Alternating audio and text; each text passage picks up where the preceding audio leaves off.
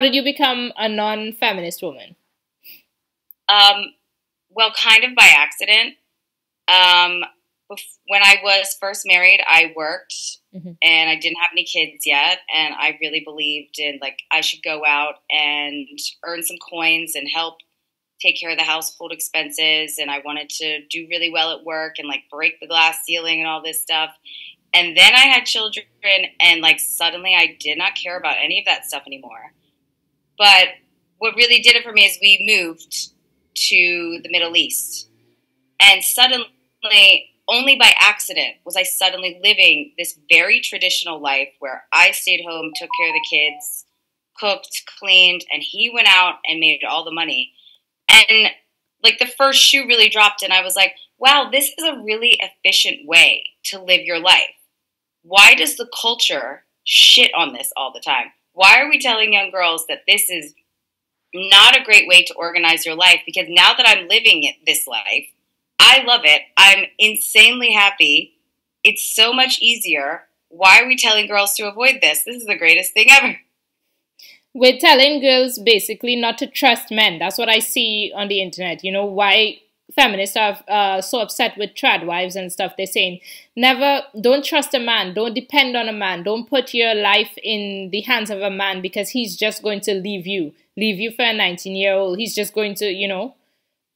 Yeah. If your main concern is truly that, like, my man might leave me, then we should be raising girls on how to weed out those men. Or you can put some things in place to make sure that doesn't happen. Like in the past, marriage wasn't so, divorce wasn't so common. And okay, well, they would say what was in place is that the woman had no money of their own or something. I don't know.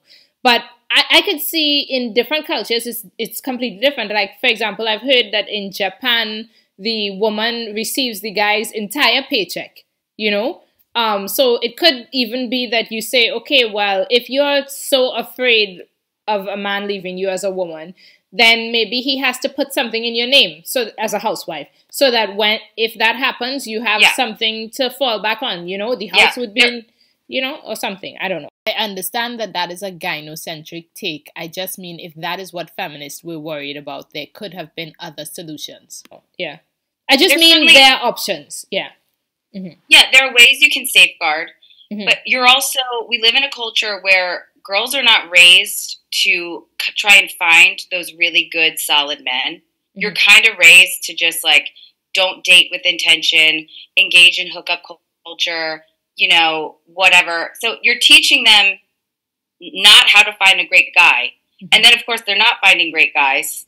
And then on the back end of that, they're like, yeah, see, I found this, I married this loser and now he's left me, or he's, like, done all this bad stuff. And it's like, yeah, this was your fault from the beginning. You chose wrong. You're not teaching girls how to pick correctly. Well, now everyone is saying they choose the bed. I see a lot of memes saying, men told us to choose differently. Now we chose the bear. What is your take on this?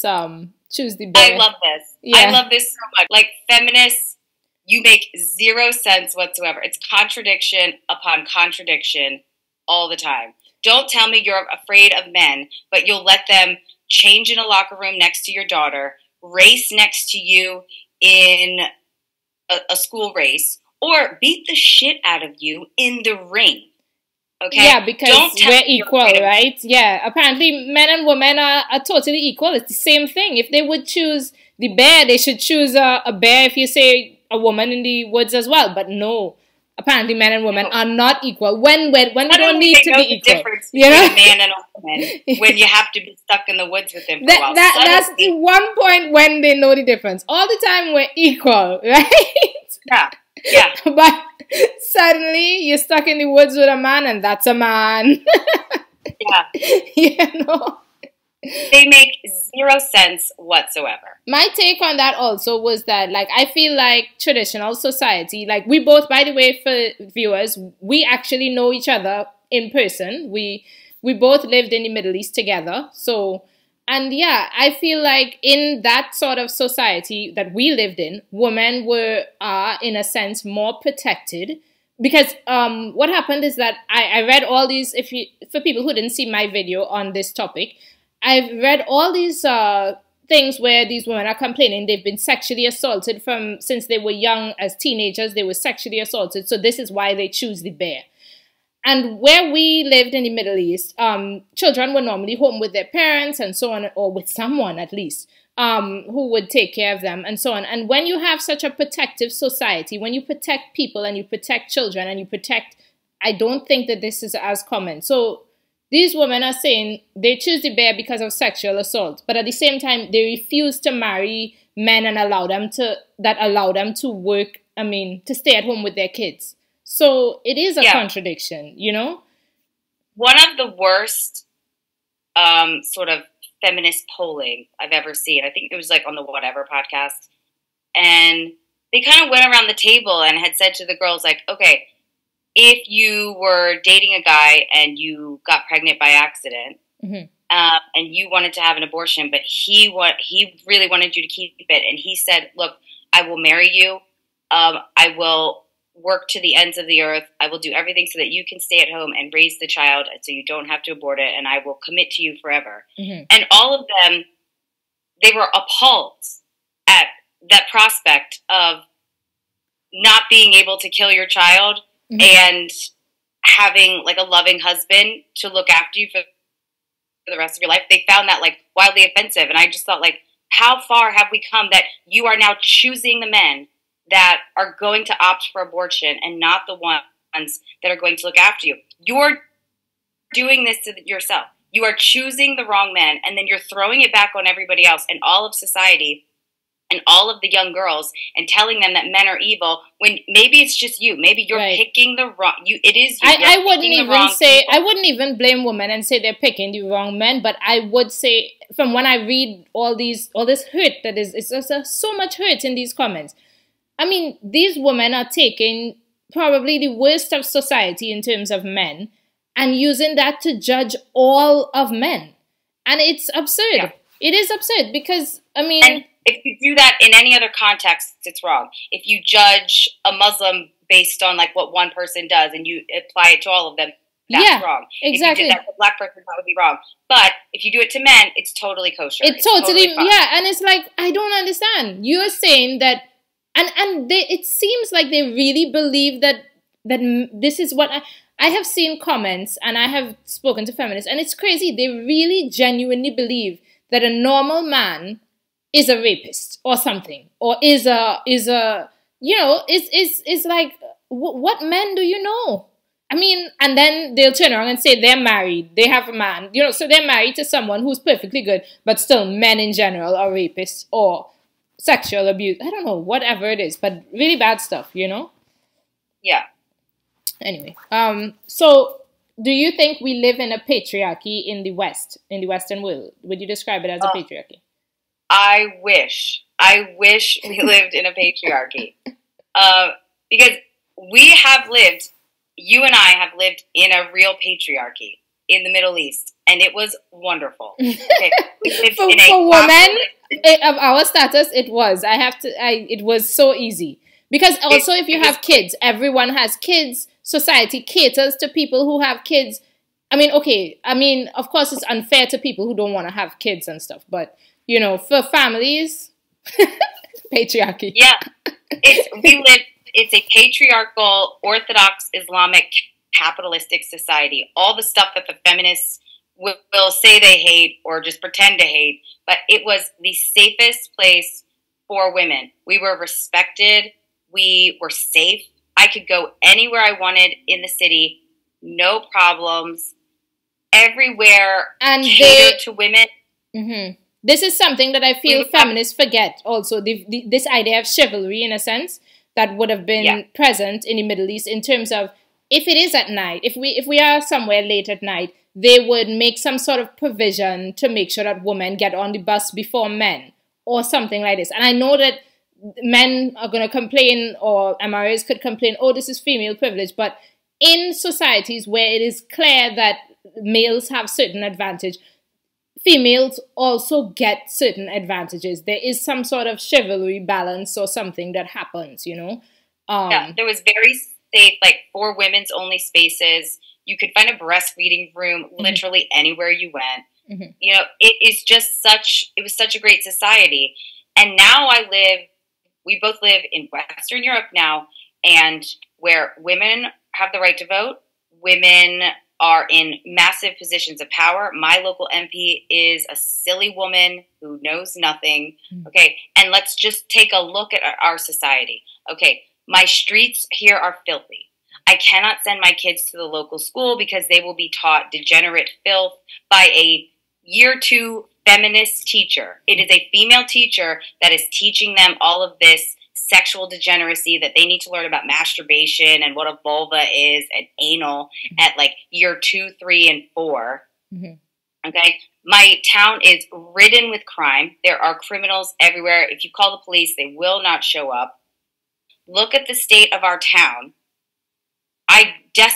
Please, I would be desperate for the patriarchy to come in and save us from this nonsense. We have criminals that they will arrest them and release them the same day. We have rampant crime everywhere. Where I'm okay, I don't face this problem like you. So, what is your take on traditional gender roles? Well, you said before that you agree, you like them. You agree with. I mean, what is your take on traditional gender roles? It is innately built into us. Stop fighting it. Just stop fighting it. Like the women that are just constantly fighting what is within them. It's like, just stay home. Make the banana bread. You're going to be happier. Right. Okay? I think that there's a large part of society that, obviously, through feminism, we can see that there's a large part of society that does not like traditional gender roles, and they are egalitarian and want to do things differently. There are also men who want to stay at home and thing, and this is all fine, this part of society. But they need to leave some room for the fact that there may also be a large part of society that would be actually okay with these traditional gender roles and even maybe happier, you know? And I feel that in feminism's attempt to keep telling women to be independent, never depend on a man, men are scary, be afraid of men, we have basically stamped out this idea that it's okay to be a traditionalist. And I know that they're going to say that songs like I'm saying, it's okay to be white or whatever. Like, I remember that was something in the past. But really and truly, I understand traditionalists were the dominant people, but we still need to say, at some point, you have to make it clear that it is okay to just live a normal traditional life, like what, and depend on a man. I think the real problem, though, is that when you have like the traditionalist versus the non-traditionalist, the non-traditionalists, they aren't satisfied with you just living your life and we just exactly. And they say that they are completely liberal, right? They say that they're liberal. What they actually want to do is control us, and the reason I say that is because our Western societies are crumbling in such a way that they're making it almost impossible to live that traditional lifestyle. They are taxing you at such high rates, like 40 to 50% of my income is going out to taxes so that I can't even get a doctor appointment. I don't use the local public school because I can't send my kids to go there because of all the degeneracy that they will teach them. So what they're doing is creating a society that's harder and harder to live in, more expensive, so that they have to force. They are forcing the more traditional Consumerism has gone wild. Yes, basically, society is set up in such a way that now both people have to work. Okay. But yeah, I agree with you that with time, and it's not even if these things are unavoidable, okay, houses are going to get more expensive, blah, blah, blah, blah, blah. At the very least, feminists could stick to their motto of this was about choice and it's okay to have a choice. But actually, they don't even stick to that, because the moment a woman decides to stay home, like this whole trad wife thing, they jump up and down and say, what? You're going to depend on a man and this is bad. Stop teaching women that this is okay. So this is not about choice. This is about telling people that they are not allowed to live in a way that where they depend on a man and have children, basically. They don't want that. There was a really famous feminist, was it Betty Friedan, or one of them had said something to the effect of like, well, we can't give women the choice because they will choose to stay home. Yeah, so they don't want us to make that choice. It is, okay, so what is your take on MRAs? So the men's rights activists. Definitely a necessary kind of pendulum swing. It was inevitably going to happen because of how much our society like favors women. I think when it comes to like divorce, women are just favored so much more. I know there's some debate on this a little bit, but generally, I know like in my experiencing, like the women just kind of they get catered to, and the women are the ones initiating the divorces. 80% of divorces are initiated by the woman.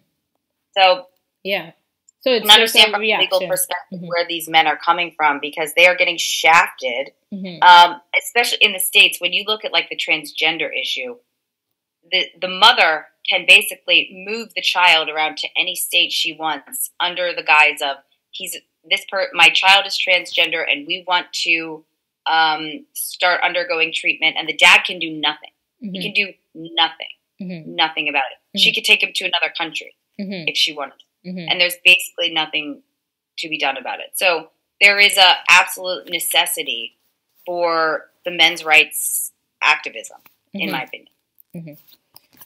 Okay, what is your take on hypergamy?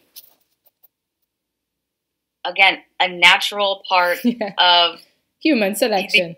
Human selection. Okay, as a woman, I don't care what an ardent feminist you are. Everyone knows that there's going to come a time where you are basically immobile. Okay, you are going to have a child. You are going to be pregnant. God forbid it's like a difficult pregnancy. You are going to be reliant on the man, no matter how much of a boss babe you think you are. One day you are going to be sit up in that bed with your feet up, and he's going to have to be providing. And we instinctively know this. This is our instincts. Yeah, I agree. I mean, men. So that's fun. Sometimes MRAs try to shame women, by saying, "Oh, we're hypergamous," but I'm always like, "This is our nature. It's instinct. This has nothing to do with you. This is just." Yes, we are like this. It doesn't mean that we would leave a guy after years of knowing him. It doesn't mean that we don't have feelings. It doesn't mean that we're not human as well, But we have instincts, and our instincts tell us to choose someone who can provide, who can protect, who has social status, the best we can get. It is, it's instinct. In the same way that the man is choosing the girl with the wider hips, because inherently he knows that she's more fertile. Like you're choosing the girl that's better looking because it's right. We have instincts innately within you to procreate her. And women, at least from my perspective, do have instincts which tell them to choose the person who has the best social status or wealth or whatever, who can best provide and protect. Yeah, and even in my own life, like my husband was not he was not wealthy at all when I chose him, but I saw a provider within him. I knew that he wanted to work hard, and I knew he would do his best to provide. Right. Like he wasn't wealthy at all when I picked him. Yeah, Okay, what is your take on intersectionality?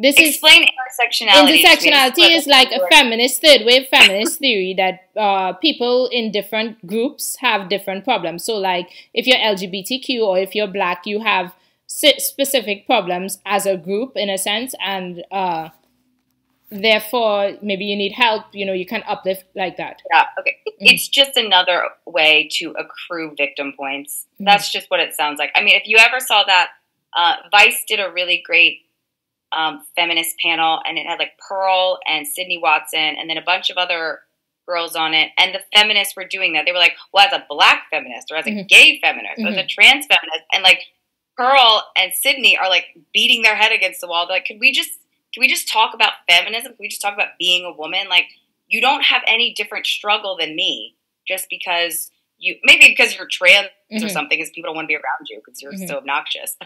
Like, it's just another way to accrue victimhood points and try and make yourself different. I think with intersectionality, it is definitely a way to get victim points, because this is a currency that feminism is based on, which is have pity for me, I'm a victim, help, right?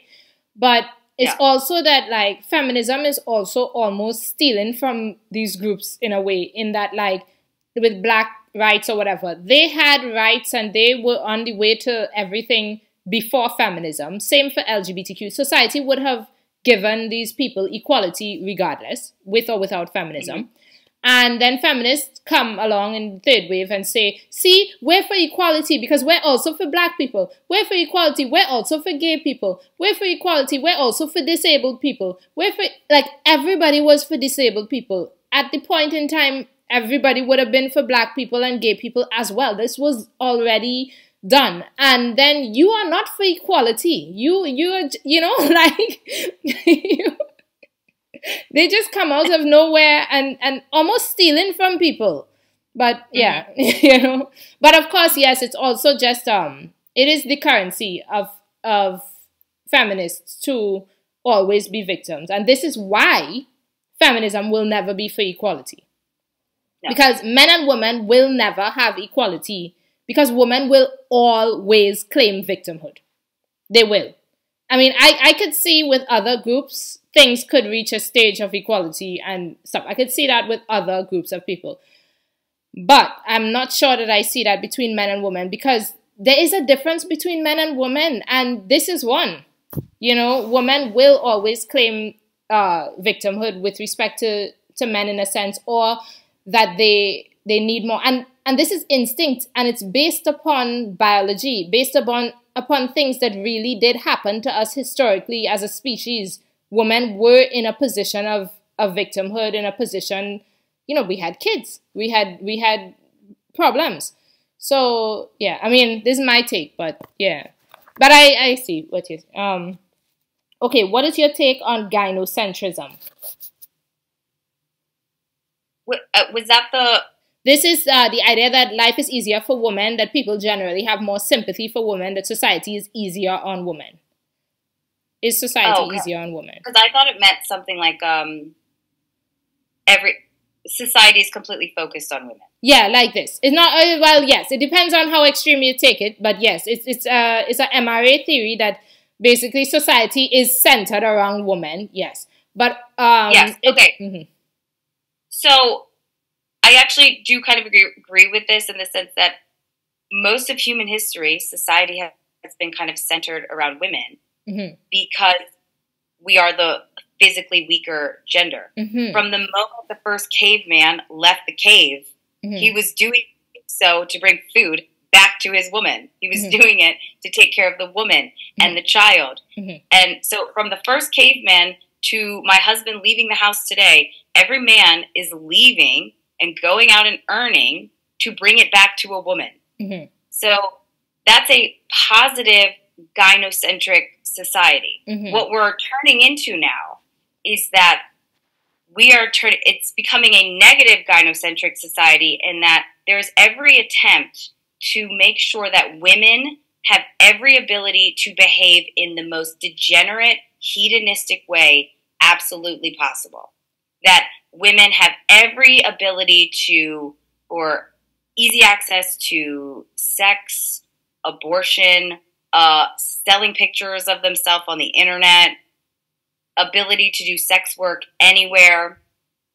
Right now, we are still in a gynocentric society, but it is basically created to make sure that women can behave in the worst way possible and not face any consequences for it. Right, and feminism is just there to sort of protect women from the consequences of their actions. To say, you know, women can be sluts, women can do whatever they want. No consequences. Because if you try to... body count doesn't matter. You can just go out and sleep around with everybody. Exactly. And if you try to place any consequence on women, no. It's the same like with this sexual assault and the bear. Okay, I'm really sorry that you have experienced all this sexual assault. I'm sorry, and I'm really, you know, but the thing is, if society is to tell you, well, in order to reduce the sexual assault, let's do A, B, C. Then suddenly the women are going to say, no, just tell the men not to rape. And it's like, we told the men not to rape, you know. Like, we really did. We told the men not to rape. But there's always going to be a subset of men and women in the population who are criminals. Like this is sort of this utopia that they live in, that everyone can be reformed. I wish that was the case. There's always going to be a subset of the population that are impervious to living. Right. We have told men not to rape. Now we're saying we told men not to rape. We're going to do everything we can to make sure that there's less rape. And I'm sure society can do more and will do more and so on. But at the same time, we want to say to women, in the meanwhile, maybe you could do X, Y, Z. No, you can't tell them that because feminists will be on your case and say that you're a misogynist. Yeah, and then when you have, like, what we are dealing with in America is, like, there's certain jurisdictions where a criminal can commit a violent offense against a woman. Mm-hmm. He'll be arrested and then released the exact same day. And what you see is feminists are the people that vote for these policies. They don't want to vote to put criminals in jail. They think that there needs to be bail reform and that, like, you can let somebody out and maybe you can get him some therapy and then he won't murder people. And it's like, that's not how this works. You need to put criminals in jail. And we are now at the point in New York City where there are violent criminals all over the place just punching random women in the face. And they can't get it through their head that it's like, you're voting for this. Mm-hmm. You have opted for the feminist policy, which is not putting criminals in jail, and you are now getting violently assaulted as a result of it. Mm-hmm. And the last question is, what is your take on being called a pick-me girl? Okay. So there was a really great video from Suzanne Banker this week. Oh, I really love her. I love her. And yeah, she's like the only person telling people it's okay to be a traditionalist. And it is like, oh my God, thank God someone is going to tell women that it's okay. Because right now, people are just like, you know. Anybody who, Suzanne Banker, if anyone doesn't know her, Google her. She's great. Mm-hmm. But she had a woman write in this week and was talking about how at no point in her life was it ever appropriate for her to talk about how much she wanted to be a wife and a mom. Mm-hmm. So when she was growing up, you know, they would say, what do you want to be when you grow up? And she would say, I want to be the mom of twins. And then people kind of laugh her off and say, yeah, but what do you really want to do? Mm-hmm. And then she would get into her 20s. And people say, you know, what do you want to do? And she's like, I really just want to be a wife and a mom. Mm-hmm. And people would say to her at the time, you don't need to worry about that. You have all the time in the world. Just like focus on yourself. Then she gets into her 30s and people say, what do you want to do with yourself? And she goes, I really want to be a wife and a mother. And she's like, well, don't say that because then men are going to think you're desperate. And so at no point, that she will be labeled a pick-me girl, that you're so desperate because you want to be a wife and a mom. Mm-hmm. At no point was it ever appropriate for her to say, yeah, I just want to be a wife and a mom. Mm-hmm. And so this whole, like, hating on the pick-me girl, that pick-me girl is smart. She's understood that she doesn't want to be getting up at 5 a.m. every day to put on a full face of makeup, schlep her kids over to daycare, and spend 8 or 9 hours working for some other man so that she can then come home and do the laundry and the dishes. And she's also understood that maybe she doesn't want to be alone. I mean, all humans have some kind of... Yeah, maybe she doesn't want to be alone. I don't see why we have to shame the fact that humans don't want to be alone when it should be kind of fairly. Yeah, I mean, it should be kind of fairly normal that humans want to be with each other, that a man would want to be with a woman and that a woman would want to be with a man. And if we express that, we would be called a pick-me girl for expressing that we would want to be with a man. How did society reach there? How did we reach the point that saying I want to have a partner is bad, that men saying I want you to have our child and I'll take care of it is bad? How have we reached this point where we just live in, I just call it the upside down world. We just live in upside down world where everything is turned on its that head. Was traditional is rejected because they want to smash the patriarchy. Yeah. And I keep reverting back to, like, just look at the end result of what we have. We live in a society where, yeah, maybe we have nicer stuff than the ladies from 30, 40, 50 years ago, but our societies are worse off. It is less safe it is less safe for my kids I could ride my bike outside all day long in 30 years ago. I can't do that with my kids today. They can't just like run down to the corner shop and like grab some milk. I would never do that because we just live in our societies are so not safe. And I largely blame feminist policies for that. Yeah. Okay, maybe last question. If you were alone in the woods, and you had to choose a bear or a man to be with, who would you choose? I would choose Bear Grylls to be in woods alone with. You know who he is? Bear who? Bear Grylls. He's a survival expert. Okay. He's a man. He's a competent man. Yeah. So that's who I'm going to be in the woods with. I don't want to be with the bear. I want to be with Bear Grylls. Okay. All right. Yeah. Okay. That's the last question. Here's the thing about feminists. Feminists kind of are inherently think. I know they always say they want equality, but they are very pompous and what's the other word I'm looking for? They don't want equality.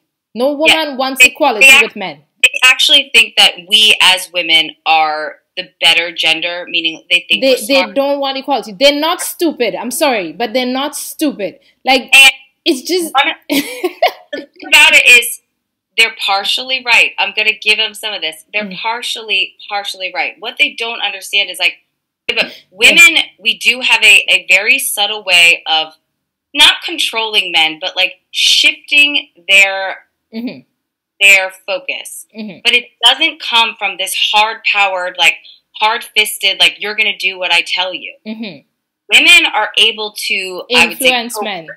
Yes, but you have to give something to get something. You don't just get, you know? By being soft, by being feminine, you can really convince a man to kind of think about something in a different way or focus on something else. So when the feminists are kind of like, yeah, we are the better gender, it's like, yeah, we actually do have an amazing power to convince men to think about things in a different way or maybe change their focus. But you don't do that by just wagging your finger at them and screaming at them and telling them they're rapists. You do it by putting on a sundress and a smile and telling them that they're wonderful people, and maybe it would be a little bit easier if you tried to do something this way, or like it's they're just lunatics all over. Yeah, you know, the bitterness that I see in like the younger generation now is I don't even see it, but I know it will be there. I can't. Well, yeah. It's just watching like Fresh and Fit or the whatever podcast. Like I really feel a real profound sadness for people. Yeah. If you want to follow any more of my content, the easiest way to find me is on Twitter at Red State Abroad. Okay. So.